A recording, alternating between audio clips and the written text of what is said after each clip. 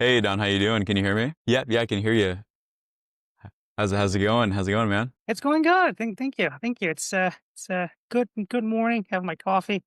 Got a little Grinch mug, so this is nice. Yeah, I got mine right here. Oh my gosh, I would not be able to function without it, right? My drug of choice is what I say sometimes, you know. But yeah, no, thanks so much for hopping on.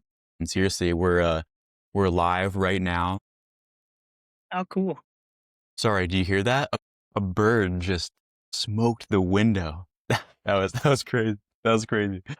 Anyways, yeah, we're live here at the studio for the webinar. We're gonna have a full day, very full day, thankfully, of speakers. And right now, we're just introducing some of our members, kind of highlighting them, giving them a chance to have a great little conversation.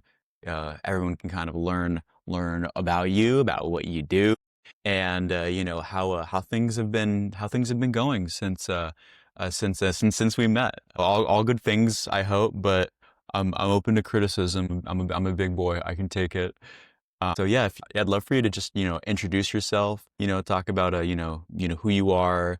And what you're currently working on. Yeah. Let's see. For some reason, my camera's out of focus here on the Zoom. Yeah. But hey, yeah. So my name is Adán, and I am currently in a different stage right now than a lot of small businesses. I'm in the pre-revenue stage, right? So I'm Mm. building and about to launch at the end of this year. Early in January is when it'll become transactable. So I'm working on a receipt management application that helps startup and small businesses better manage their receipts. So I'm bringing automation to the game, disrupting the receipt management area and being a first to market in that area. So it's going to be interesting coming out the door with that technology because right now it hasn't been done. So right now with the development team that I'm talking about, we're just going back and forth. How do we improve this process? How do we get it 100%? And the very easy answer was, let's just leave how it is. Well, that's how everyone's doing it. Yeah, That's yeah, why we're not right. leaving it the way it is. So that's what I'm doing right now currently. So that takes a lot of my time after my work hours. So like just yesterday we were talking, I was up at 12 a.m. I just got out of a meeting for that for Receivos. So it's you make the time, right? Like to make it happen. Yeah, no, absolutely. I mean, thanks for. I mean, like I said, you were like I follow you pretty well, actually, but more than most people, honestly, online. And I can't help it because you pop up so much. I feel like every time I go on LinkedIn, you're at, some amazing networking event, in another state and, California and these nice cities, and you're, talking to really, really cool people. This is something I've actually said before behind your back in a good way, is I'm like, wow, he is really good at networking. I mean, I feel like you spend so much time networking with people. In fact, probably more than anyone else I've ever seen. I mean, that just shows how much you value your network. And I say this all the time. I mean, your network, the people you know, almost matter more than what or what you do. The amount of people that have had their lives genuinely changed from just being introduced to one person, just one conversation, one phone call, one online meeting can genuinely change people's lives. And that's something a lot of people, unfortunately, they don't value as much as I think they should. It's all about the volume, you know, outbound, cold outbound content creation, which is absolutely important. It absolutely is. But there is no better way to create long lasting, meaningful relationships than just having a genuine, like we're having right now, a genuine, real conversation with another real person. It's especially, in an age of AI and automation and all these scary things, being able to just talk to another real human being it's kind of scary. It feels like we're in the Terminator. It's almost a luxury at this point, being able to talk to somebody else. So I'm so excited. I'm so glad to have you here and everyone else here, all of our other members and our guests coming later. But tell us more about Recevos. What do you like? What do you do? Why do your clients care? Tell us all about it. Yeah. So for Receive is the receipt management app. We can break it down to different markets, but if we go with startups, for example, like especially when a startup is in pre-revenue, receipt management is not a part of the process. It's one thing they don't think about, right? It's Mm. it's the last thing, like, who needs to expense things? I'm just going through it. Well, you got your LLC, you got your C corp, S corp, whatever you got in. There's news. You have to keep track of it. Have to pay Yeah, tax. right. So they typically don't end up tracking this information. And when they do, it's too late. And then they're trying to find stuff. Or otherwise, there's a separate process for small businesses that they either pass it to their accountant and keep track of them, or they do a bookkeeping platform. But the bookkeeping platform itself, it's a little expensive to justify for a lot of small businesses and a lot of startups because not only do you pay $4,000 to have access to it, you have to manage the darn thing. That in itself. And small That's the businesses don't tricky have part, time. right? Yeah, they don't have time to do that. So what do? You hire an accountant. Yeah. For how long? I don't know. Quarterly, yearly. Yearly is going to cost you a lot, but even quarterly, right? And then you have to file it. So it's like you have all these accrued costs that happen that you weren't expecting, right? That you haven't accounted for because what you're trying to do is you're trying to open that storefront. You're trying to launch the beta. That's what you're putting that money towards, not towards accounting and management of receipts, right? Or management of your financials. So it's always a funny story because I tell people like, here, give me a second, let me get off camera here. I am the consumer of my own product. So I started a shoebox.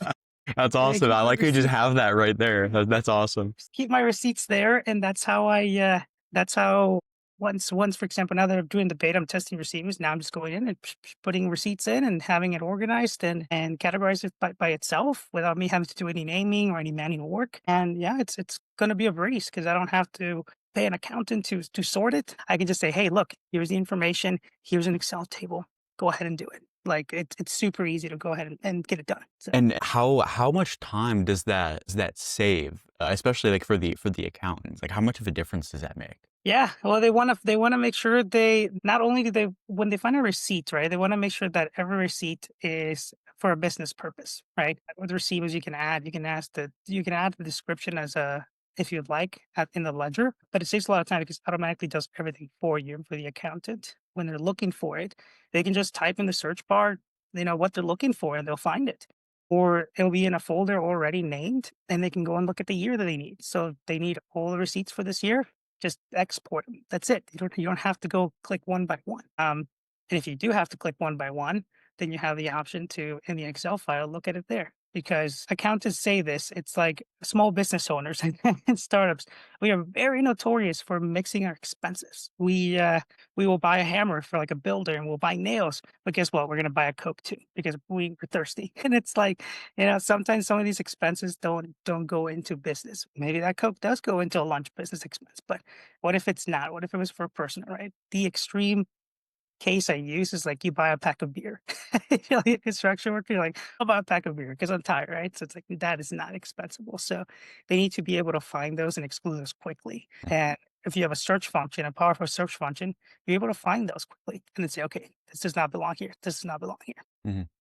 That's great. I've well my girlfriend works at a bar and grill, and I go there all the time, of course, and I know how many receipts that they have. Yeah. I could not imagine managing those myself, keeping track of them accurately, consistently, let alone giving that, to like my accountant for, them to sort through. I mean, that's gotta be the work that you throw to the person that is like the newest at the firm, that maybe you don't like very much. Like, hey, like an intern, like, hey, can you sort through the thousands of receipts for that one client? And it's like the thing that everyone dreads, right? And that's why, just from our previous conversations, what I know is that's why I really love what you do, because it's obviously your business needs to solve for some kind of pain point, right? That's bare minimum. But there's something, in my opinion, really special about being able to solve something that everyone genuinely dreads. You know what I mean? It's different if it's, it's like, okay, well, if your car's dirty, you need a car wash, right? If your floors are dirty, you need a mop. But if you have all these receipts, it's like, well, that really sucks. That's a pain, serious pain. I say this, I've heard a lot of people say this actually, is it's not it's not the smart people that uh, solve some of these problems. It's the lazy people who want to get out of it, and they make a system more efficient rather than just doing the work. You know, a genius can do the work exceptionally well, but a lazy person will find a way to do it well over a long period of time. I'd like to say I'm kind of like that. Maybe I'm a little lazy, but I don't like spending time on something that can just be, done more efficiently, especially if I'm doing it all the time. And like I said, that's why I really, really love what you're doing and what you're working on, because the people who get it. You know, if you don't work with receipts very often, it's like, oh, well, whatever.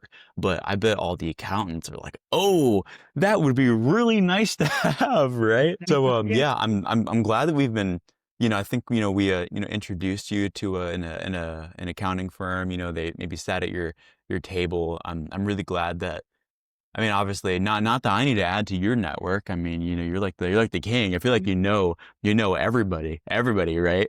But yeah, how's that been going? Networking, meeting maybe more CPAs, more accountants. How has things been going since you became a member? Yeah, it's been going well. I mean, things are getting ramped up, and in my side, I mean, like we are one day closer to transact, right? So that means that the next step is to focus on sales, and like you mentioned before, like connections, it's what becomes really important Mhm. because these are the people that, for example, I need to target small business owners and startups, right? Well, after I continue to grow and I do API integrations into your QuickBooks, into all those platforms you really use so that it automates the whole process front to end. How do I get those customers? Well, guess what? My accountants know, an accountant event that I can go to, that I can get plugged in, put a table in. Your connections become very important because they're able to throw you to these events. I can go to New York and have a connection. They can tell me about an event that I know and put me on a table there. And this is how you get the customer. This is how you get customer interest. They are the gatekeepers. For example, the accountant table you put me on, they are the gatekeepers of these small businesses, of these startups, right? Mm. They tell the accountant the problem, and the accountant doesn't want to do things. Either, like you said, they assign it to someone or they have to do it themselves. Yeah, they'll charge like $150 an hour to do it, but doesn't mean they like doing it. Yeah, They have I to. would personally. I mean, like Yeah. that'd be great, right? Yeah, they have to do it. So yeah, the connections are having great. It's been, I know it's a little bit of a drive for me, but it's worth it. It's a good environment when I went. Definitely always enjoy the food. Yeah, I'm sure, right? But yeah, I'm more excited to get more involved into those areas, especially in that area, more immersed in the area of Iowa there. Because I know right now I'm closer to Nebraska, and I travel to Wisconsin to see my family. I go there, but there's just so much potential in Iowa, especially in the tech space. It's still growing, right? But Mhm. there's potential. There's a good amount of startups getting started here that there are technology based. We just need to keep knocking or being those to penetrate to kind of show other people that hey, you can make more technology ones right now.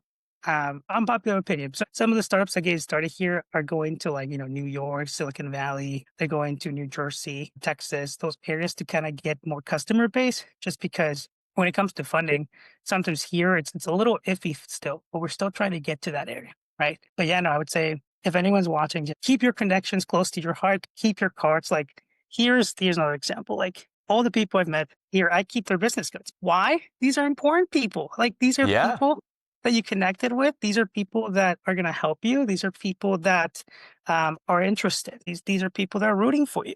These are the people you go to when you feel down low and you say, hey, you know what? That's not going to work out. Hey, you know what? I'm ready to give up.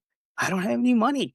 What do I do next? Like I don't, my funnel is dry. Like all these problems, I promise you, if you keep your business cards, those business cards, you will find one person that can take you to a different direction that you wouldn't have thought of. And that's powerful. So with this community, I don't necessarily have to keep track of business cards because there's a platform. So I can just Yeah, or keep. it's kind of nice, right? You can just one stop shop and look at everything. And I love what you're saying there about having people that you can trust to just reach out to. Like you said, you're at a low moment. I mean, you're an entrepreneur, you're a risk taker. You're Mhm. maybe even doing something really stupid, which is probably 99% of us, right? Something that, your family and your friends say, hey, Anthony, hey, Adon, what the heck are you doing? Like you're risking everything on this. You're crazy. You're right. You're right. I am crazy. And I'm crazy for wanting to do something like this. And having people like us where we can just talk with you, just help keep you accountable. And more importantly, be there for you when things get tough, which they will. There's al- there's always something, I feel like, especially not just myself, everyone that I've talked to, there's always something goes wrong. There's some fire that you have to put out, and you may not think you'll be able to figure it out, but you don't have any other choice. I'm sorry. You're already in it. You committed, right? This is like the option is you figure it out and you get through it. And I'll tell you what, I mean, I've lived in Iowa for a little over half my life, so I'm not in the club. I'm not a full-fledged Iowan, I guess. Makes But just from my professional experience in Iowa, it can, like you said, it can be tough. I mean, again, like you said, it's an unpopular opinion, and these are the things that, some people don't like to hear, but I've done a lot of research. I've read the stats. I've looked at everything. Iowa ranks almost bottom of the nation in a lot of these key metrics, like startup capital available, VC opportunities, new business creation. I mean, even just economy, we rank almost lowest in everything, depending on the source you look at. We rank 50th. And I think that's something that is overwhelmingly overlooked. How are you supposed to start a business if you're in the worst place to do it? Like you said, that's why people are, moving out of Iowa. They go to New York, Silicon Valley, Miami, Phoenix, Atlanta. They're going anywhere else but here. The place that they, maybe were born at, the place they have family here. People are willing to leave their family and their friends and their community for an opportunity because there isn't that same level of opportunity here. That's what we're trying to change. That matters. And that's something a lot of other people won't say. That matters. That's very important. And that's in the whole state of Iowa. If you're in rural Iowa, like, oh my God, forget about it. What are you supposed to do? How do you get started? How do you overcome these obstacles? How do you even meet people? There's so many questions that so many people have. And I'm so lucky to be able to help be a resource for them. Like, hey, if I don't know the answer to it, I will find somebody who does. Thankfully, of course, we're all about networking. We're all about our community. We're all about relationships, the people you know. And I've been so blessed to be able to have conversations exactly like we're having right now with so many other people. Hey, Anthony, I'm looking to do this. How do I do it? I don't know. I have no idea. But I know somebody who probably does, or I know somebody who knows somebody. And but having it localized in Iowa, people like, hey, but right here at home, there's plenty of opportunity here. There's a lot of opportunity here. You have to create it. Opportunity usually doesn't just fall in your lap. Maybe sometimes, but from my experience, you have to make the move. You have to create the opportunity. It's usually not going to come to you. You got to keep pushing it, right? Like you'll hear 100 times how it's not going to work, and you'll hear 3 times how it's going to work, right? Yep. When it comes to investor, like if you're getting like a seed money or if you're getting any like venture capitalist, we are seeing kind of a culture where we're wanting innovators, people who are doing things for the first time. But in the market, they're emerging, or companies are competing by improving processes. This is where we're kind of failing, where we're trying to be the unicorn. It's like, well, how did Nike versus Adidas start, right? Like think about these. How did Microsoft, Google, and Amazon get started, like competing in the market? They're competing. That's how they got going. And this is what kind of we're still trying to figure out in Iowa. It's like, how do we get these startups that are improving processes and launching them? And I just like your process of like, we're lazy, because it's true. We are all lazy, but people don't like hearing it. So you got to be like kind of careful. But it's like let's say, for example, like you got to go snowblow now that it's snowing in Iowa. How long are you going to put it off before you do it? And if you had an easier process, you probably would use it, right? You probably say like, oh, hiring a snowblowing company is probably too expensive. If there's something cheaper, if somebody comes up with a little robot that does it for you, which I don't know if they have, you'll probably buy it if it's cheaper overall, right? These Yeah. are like, I mean, that's what I do, but I might maybe right. no, we all are. It's like we all start tasks like if a lot of professionals are watching this. So it's like you put things into a folder and you Google Drive or Microsoft Drive, and you're very religious. And then you at the end of the month, you're like, I don't have time. I'm just gonna put it on this. I'm just gonna just create it and leave it. Create it and leave it. And then you never go back to it. And that's the reality of it. We don't make the time. But we will make the time to go ahead and, watch all seasons of Breaking Bad. it's so funny. I watched a podcast where for entrepreneurs is saying that we entrepreneurs and small business need to make the time and dedicate time to the business, but they say they don't have it. But then when a new series comes out, we make the time. We make 8 hours. We stay up till 2 a.m. to watch the whole Yeah. thing. And it's like you do have the time. You can make the time. It's just you need to prioritize where you're putting it. So No, I mean, I think you hit the nail on the head. I mean, I know this because I've done it. We've all done it at some point. Something I don't remember where this comes from, but I heard somebody say that humans naturally take the path of least resistance. And I don't know about anybody else, but that has happened to me more times than I could possibly think. I'm like, oh, well, I'm just going to do this the easy way. I'm going to do this in whatever way inconveniences me the least. yeah. And I think there's some situations where it doesn't matter that much. But when it comes to something as important as, say, your business or your startup that you've sunk assumably a significant amount of time, effort, and capital into, that's not something you skimp out on, you know? Mhm. That isn't something that you just, do what you can. Like, no, you drop everything and you make the time for it. Even if it's at a heavy cost, everyone sacrifices something. Something I Well, really love that I heard a let's long go into time ago is perspective it's for you. separated into responsibilities and freedom, right? You have a responsibility, but you also maybe get to do something. It's like, okay, well, I have this car, I have the freedom to go where I want, but got to pay for the insurance, the gas, the upkeep, and buy the car, etc. But then you have the freedom. Now with your business, the tricky part is depending on obviously the direction that you go, a lot of people go into starting their business where they're like, oh, well, I don't want to have to work for the rest of my life. And maybe I'm trying to create generational wealth by building something incredible. Like, well, okay. Are you ready to sacrifice 1 year of your life? They're like, yeah, of course. Okay. What about 3 years? Yeah. 5 years, 10 years. As for people who are like, oh, like 5, 10 years, like, well, I want to live my life. It's like, well, I don't know about you. I would rather live the, last 40 years of my life in a way that others can't by doing what others wouldn't in the now. That's what a lot of people get wrong. If you just want to be your own boss, that's fine. You can absolutely do that. It's more work, but some people love that. Some people love the management. They're self-motivators. Other people, at least what I'm picking up from you, is you want to create something incredible, something highly scalable, something very valuable that many people across the nation and even the world could benefit from, really. That comes at a very heavy cost. It might take a year. It might take 2, 3, 5, 10 years to make.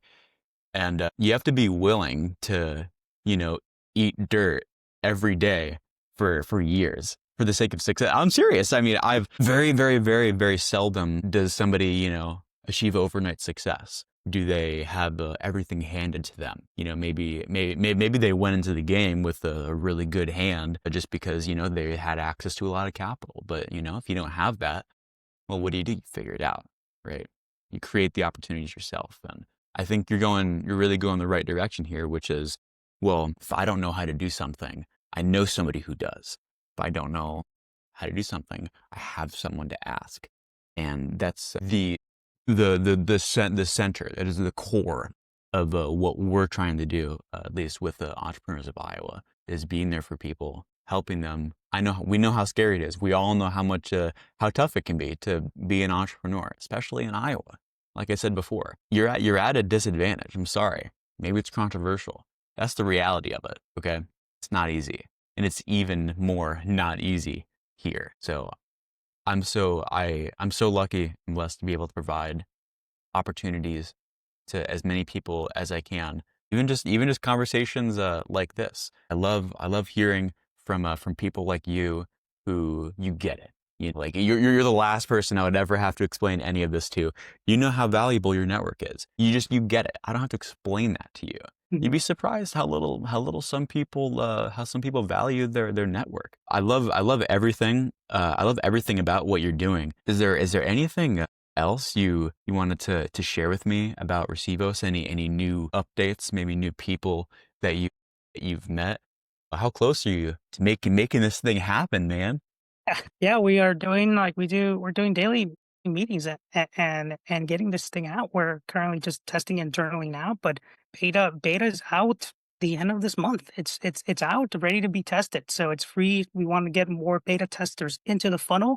And then we're gonna test it for a good month and just crank it out, get the algorithm going, perfecting it, right? Because it's already good. We just want to make sure that the mistakes go from 98 to 99. Like we want to make Mm, sure there's no mistakes, 1% margin. And then from there, it turns transactable. So it's available. It'll be available for everyone. And those users that gave us a try, we convert their accounts will be converted so they won't lose access. So it'll be an easy transition. So yeah, we're coming in now, swinging. that's awesome. I'm actually starting to use it now, and that's why the shoe books I have, I kind of started taking receipts out and started scanning them and seeing how it works. And because I'm the user of my own product, right? That's I also have this this pain point, and myself, a startup, a small business, I myself need a solution, Yeah. and I connect with the people who are in a similar demographic, right? Because they're the ones who are telling you what they need. So yeah, I would say something else you could do is just keep growing the community. It's very valuable to have an advisory board, right, of people you trust, a technology expert, a policy expert, a legal expert, which fall under our favorite price range, which is free 99, right? Like these are the people that help you a lot. Like I have people in my network that if I have a question on legal, I'll go and say, hey, can you help me here? And I have an advisor now who advises me in technology. And it's like, this is great, right? Because they're able to improve things. They know more than I do. They know the things that I wouldn't know. I also have people with patents, like, hey, is this patentable? Is this not? If I go to a firm, that's gonna be $4,000, right? And this person, because we're in close connection, can help me with answer that question at a very personal level and say, hey, you know, maybe, maybe not. Do you want to jump on a call? Wow, how great is that? Yeah. Yeah, no Yeah. kidding. Yeah, well, so I guess my last question I have here is how how can we help you? How can people contact you? How can maybe there's some people who are, interested in hopping into the beta, or maybe they just want to, maybe sign up for, a wait list to be notified when things go to market. How can that happen? Yeah, shameless plug. Go to www.recevos.com. There should be a beta register form there. Register, it's free, no cost to you. You can try the solution um, and register through there. You can always get a hold of me through Anthony, through Elijah. Feel free to reach out. I am more than happy to sit down and have a conversation because I always enjoy a good coffee, but also because there's a lot of information you can share with me that I did not know, and vice versa. And that's always very valuable in the community. Absolutely. Absolutely. Well, thank you so much for hopping on, Adán. It means a lot. I love talking with our members and even our friends at this point. I mean, we're all in this together. Like I said, it's not easy. So yeah, I love hearing updates about how things are going, and if there's ever any opportunities where we can help. If I ever have people, I mean, I try to send them your way. If I have something like, hey, you need to meet this guy, you need to meet this lady, like, hey, like setting things up, being a facilitator for people. It's my favorite thing. I've set some of my friends up who now they're married and now they're dating, and I'm like a matchmaker in a way, right? I love nothing more. I'm doing the same thing here, producing people benefit mutually. I mean, maybe not intimately. Okay, that's not my Background. prerogative. That's up to them, I guess. But no, thank you. Hey, again, thank you so much for hopping on. We'll talk again soon. We always do, right? Yeah. Next time will be a handshakes. Thank you Yeah, for having me. absolutely, absolutely.